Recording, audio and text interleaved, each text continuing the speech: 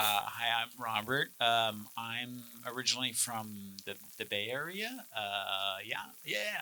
I actually used to be an actor in LA in my early 20s, and I lived on a commune in Sherman Oaks, and then I made a documentary. I decided to like make a documentary about the commune, and then ever since then I was like, no, this is what I want to do. And so my how I came to this film is my when I was a child, my mom hosted exchange students from all over the former Soviet Union, and from that, have always been interested in like kind of stories from that region, and have traveled there and spent a lot of time studying there, and so. I just came across this article about this the doctor who lives up there, and sort of everything went from there.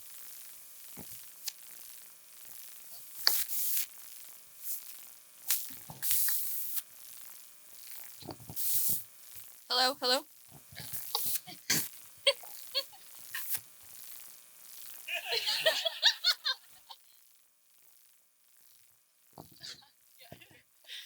Hello. Hello. I swear I wasn't doing anything to the microphone. I'm Faye. I used to work more on the business side in the film industry. I worked in acquisitions for a distribution company for years, and then I worked for a production company as a development executive. Um, I was like too scared of being a filmmaker, mostly financially, like what that would mean, and I had a lot of student loans coming out of college. So I sort of like did those steady jobs in the industry for a while, and then paid my loans and saved some money and decided to get my MFA. And I did the Stanford documentary MFA program, which is where I made Alpha Kings. And since then, now I am a freelancer, and it's scary, but it's amazing. So, yeah. Wonderful. Both of these films are so intimate. You get really in touch with all the characters. And I first want to congratulate you both on these amazing films and how well you captured these communities. And so my question is, can you talk a bit about how you went about having those conversations and being in the room with all these people and getting it all on film? Yeah, I think that. Oh no. You want to? Oh yeah, because this is the. That's the mic that works, yes. Yeah, I think that in this region is it's called Tusheti, and it's like the most remote region in Georgia, and it's in the summer there's lots of tourism. That's kind of how they survive. The Soviet Union used to like kind of prop up this community, and now it's been replaced by tourism. And so I think the community, a lot of the sort of videos that are made are either like short news or like YouTubers do like travel vlogs there. So I think the community was kind of confused when we wanted to like stay and like spend lots of time getting to know them. They were like, the doctor was, okay, we'll do some fake house call and like, you'll get a shot of me riding the horse and then like, boom, we're done, and then we were like, no, we actually want to like know you. And so they were confused by that. This is my collaborator, Anna. She's a Georgian filmmaker who went to a Stanford program as well, and she's awesome. And so we made this together.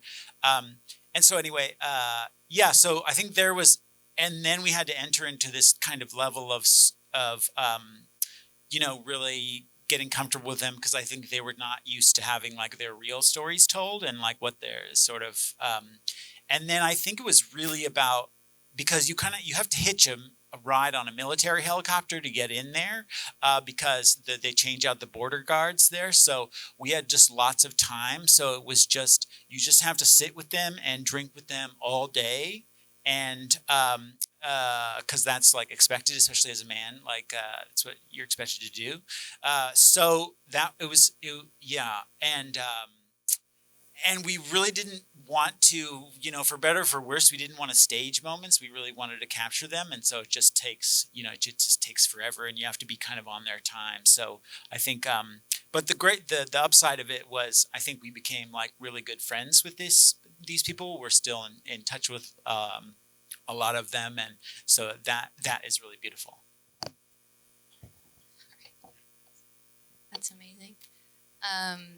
We we found our participants online on Twitter. We had been doing a lot of research in this space, in this world of findom. And we were really interested in these boys specifically because they were a group of friends, and we kind of noticed that they did findom in a way that was like boys meeting up to play video games in their house or something. Like they were just sort of like hanging out while doing it, which we were really drawn to as a film. And I mean, it's kind of a miracle that they didn't respond. Most of these people we reached out to didn't respond. And then we kept messaging these guys. They get like thousands and thousands of messages, so most of the time they probably weren't even seeing it. And most of their messages say like, what you can imagine what the messages say. And so I feel like we were like, hey, I'm a filmmaker. And they just were like, you're not going to pay me. Like they brushed over us. But then we finally got one of them, Peyton, to reply. And then we started texting with him, and we got him to Skype with us. And then, because Skype is like very big thing in this world. A lot of the clients Skype with them. And then Peyton sort of went back to the other ones and said like, oh no, these are like real people, and this is like could be a cool opportunity. And I think they were sort of touched that anyone was interested in their lives, like that someone wanted to make a film about them. That someone thought they were important enough to make a film about them. And so then we made this in the Stanford program, and so we had to shoot in a specific week, which was very stressful because they never respond. They were so unresponsive to us, and we basically didn't know if we were going to be able to shoot the film or not. And there would be days where they didn't respond, and we would say, we don't have a film, like we don't know what we're doing. And then we showed up in Texas, and we had a plan to meet them at a sushi restaurant, and they showed up, and we were very relieved. And then from there, we sort of just followed them home, and it was amazing. Right away, they just like completely, they didn't have their guards up at all. We were planning to do a test shoot the first day, but we just like started shooting, and we ended up staying up till like 4 a.m. with them that first night. And we basically like not literally lived with them, but stayed with them very late every night for that whole week. And then they would not respond to us the next day, and we would get anxious we weren't going to have more to film. And then they would at 4 p.m. finally reply and say, come over, and the same thing would happen. And one night, now I'm rambling a lot, sorry, but it was very intimate. They actually ended up like staying on our couch at our Airbnb. A lot of it was shot in our Airbnb also. And, they were like 18, and they were like drinking, and we were like, oh no, like is this too intimate? Like it was like ethically we were sort of worried about it because we were like taking care of them a little bit. But we ultimately everything ended up going very well. We were very grateful that they had opened their lives in such an intimate and vulnerable way. That's amazing. And so were you filming with them for a week?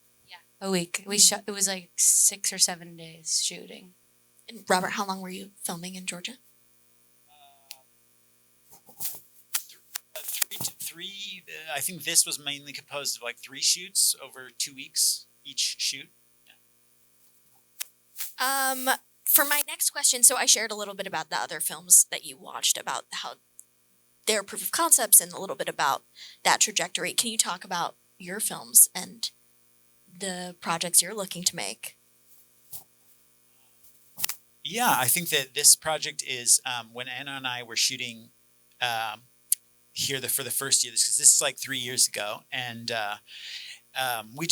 there was just so many amazing, a lot of depth and stories and other characters that we wanted to tell that we had to really like cut out and didn't, and it just so much we had to cut, and so we kind of fell in love with the region and with like the community there, and so now the feature version of this is going to be not just about the winter community, but about all 4 seasons in the region over this course of like 3 years. Because like I got a fellowship to shoot there all last year with them, and the thing is like in the feature the road plays a really big relationship to it, because the road is like considered one of the most dangerous in the world to get there, and so it's their only lifeline to this place, and they have to like go up and down. The whole community does. The rest stays down in the lowlands. But now and they only come up to serve the tourism industry and sort of like kind of live the way that their ancestors did. But now the road is starting to be fixed by the government, and this massive surge of tourism is coming into there and like just basically changing everything.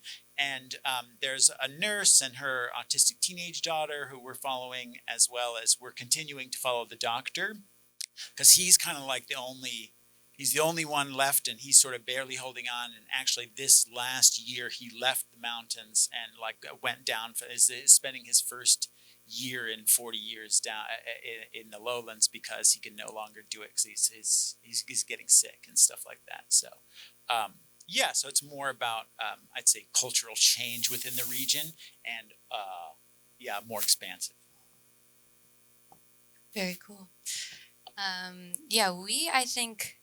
While we were shooting, we were like, wow, there's really so much here.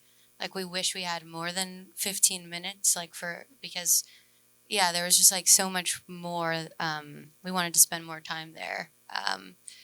And then I think in the process, it's a very hard world to spend time in, though, so I think in the process of making the film, we were maybe like, okay, maybe we're good.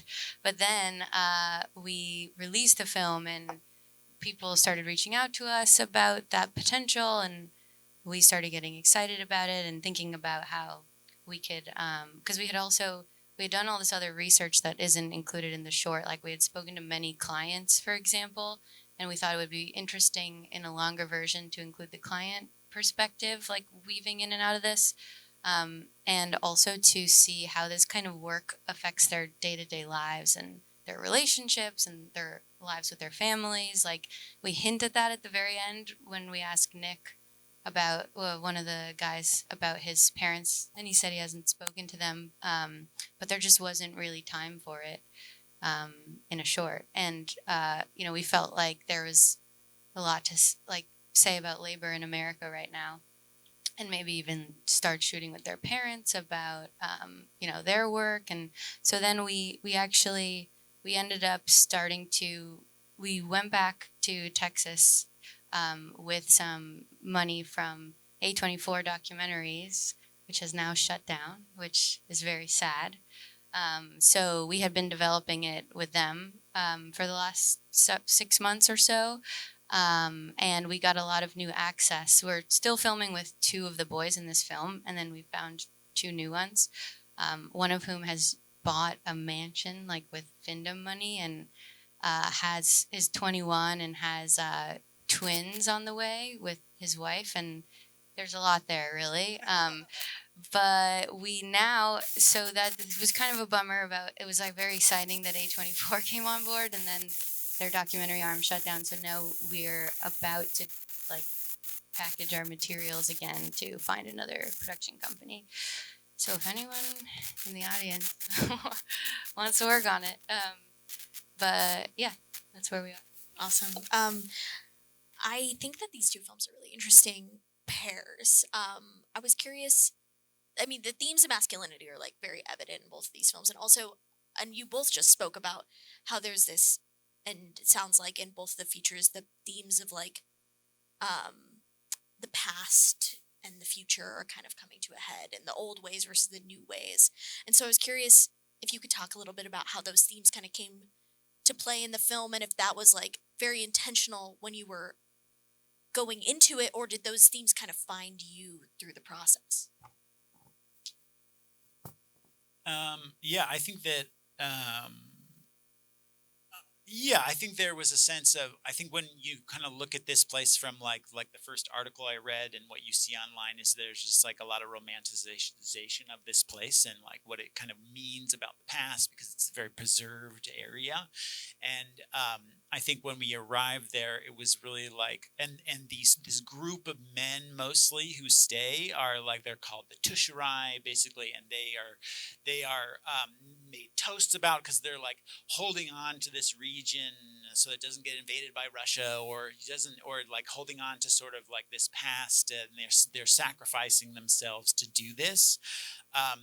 But in reality, I think like there's also a sense of their kind of, they can get times away from their wives and like engage in bro culture and like kind of drink a bunch and sort of talk about the past and make toasts to Stalin and stuff like that. So yeah, it kind of is a very similar. It kind of reminded me of sort of like similar ideas of like maybe you'd imagine in the Deep South, being like really excited, like the way things were when men were great, that sort of thing. And then there's, oh, isn't that funny when this guy used to kidnap his wife? He like kidnapped his wife, but he kidnapped the wrong woman. You know what I mean? It's like very, there's definitely sort of that, but then also, some of them are quite lonely because they've made this choice, and that they're really a group of like misfits and outcasts that have a harder time, like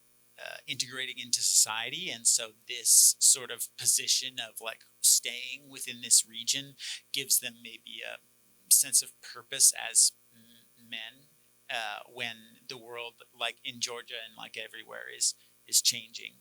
Yeah. Yeah. I think this for us was like immediately so interesting because I feel it could only exist right now in this moment, this world of findom. And I think, we were interested in it originally, I think in just thinking about how hard it is for young people in this country right now to make a living, and the kinds of work that people are starting to turn to in the absence of an American dream that like is actually attainable. And I think, especially in Trump's America now, I think there is interesting in how our two films both like speak to each other in terms of like what they say about masculinity, like in different ways. But I feel like there's like this, amongst many people in this country, there's like a resurgence towards a more archaic version of like macho masculinity. And like that's what these boys are selling, these like alpha male versions of themselves. But then when you see them off screen, they're so like playful and young and vulnerable. And we were sort of interested in capturing that duality and sort of this idea of like, in talking about the future, like what is the future? What does the future look like for Gen Z? Like how are they grappling with their identities like in this specific moment? Like what does that look like? And I feel like we thought this world of findom, and this is like a very conservative town that they live in, but they're essentially doing this, engaging in this like queer sex work, which we also thought was an interesting dichotomy. Wow, I'm rambling again, but that I think hopefully answered the question. Unfortunately, that's all the time we have today. Right. Thanks, Thank you everyone. so We really much. appreciate it.